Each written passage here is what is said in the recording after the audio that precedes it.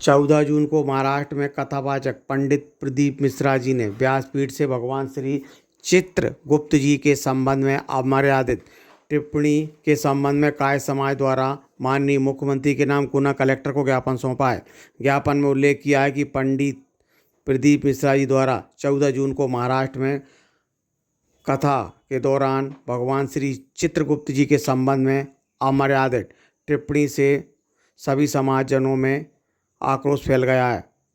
अमर्यादित टिप्पणी के खिलाफ शीघ्र माफ़ी मांगने की बात कही गई है। अगर 10 दिन के अंदर पंडित प्रदीप मिश्रा जी ने किसी भी भगवान श्री चित्रगुप्त जी की पीठ पर जाकर नाक रगड़कर माफ़ी नहीं मांगी तो पूरे देश में उनके खिलाफ उग्र आंदोलन होगा और जगह जगह FIR दर्ज कराई जाएंगी, जिसकी समस्त जवाबदारी कथावाचक पंडित प्रदीप मिश्रा जी की होगी।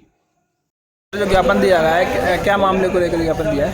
पंडित प्रदीप मिश्रा द्वारा 14 जून को महाराष्ट्र में हमारे आराध्य नहीं, काय समाज के आराध्य नहीं बल्कि पूरी प्राणी जगत के वो लेखा जोखा कर्मों का लेखा जोखा रखने वाले हैं एवं न्यायाधीश हैं।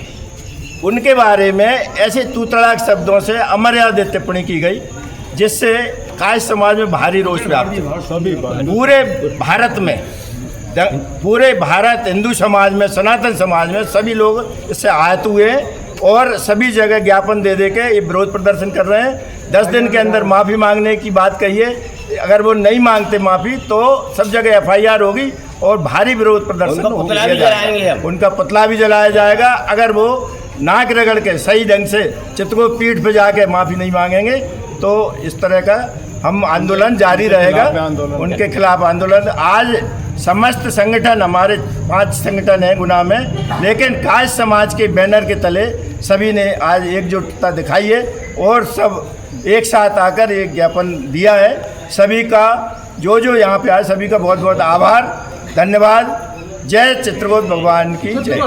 उन्होंने बोला क्या है, क्या आरोप है आप लोगों का और कहाँ बोला है, कब बोला है? ये महाराष्ट्र में उनने कथा के समय भारी जनता के सामने व्यासपीठ पर बैठ के ये बोला, यमराज किसी भक्त की कहानी सुना रहे थे कि यमराज तुम जाओ उसको लेके आओ।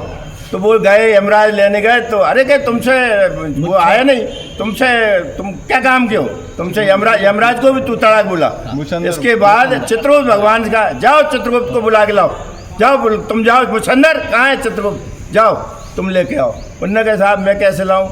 तो इस तरह की अमर्यादित, जो कि भगवान है वो ब्रह्मा की काया से उत्पन्न हुए, 14,000 वर्ष तपस्या करने के बाद काया से उत्पन्न हुए, इसलिए कायस्थ जाति के हम लोग हैं और चित्रगुप्त भगवान के वंशज हैं। ये हम अपमान बिल्कुल नहीं सहेंगे। इस तरह का उनने तूतड़ाक भाषा की और मुछंदर और इस तरह की अमर्यादित भगवान के प्रति ऐसी पहले राधा रानी के बारे में भी कर चुके हैं ये लोग, ये प्रदीप मिश्रा जी की राधा रानी। फिर उनने चेतावनी दी प्रेमानंद महाराज ने कि ब्रज भूमि में इसे घुसने मत दो और घुसेगा तो पीटेंगे।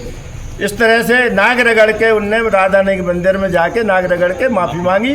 इस तरह इनने एक और समाज के प्रति गलत ऐसे बोला था, समाज को टारगेट करके। इस तरह इनकी आदत बन गई है।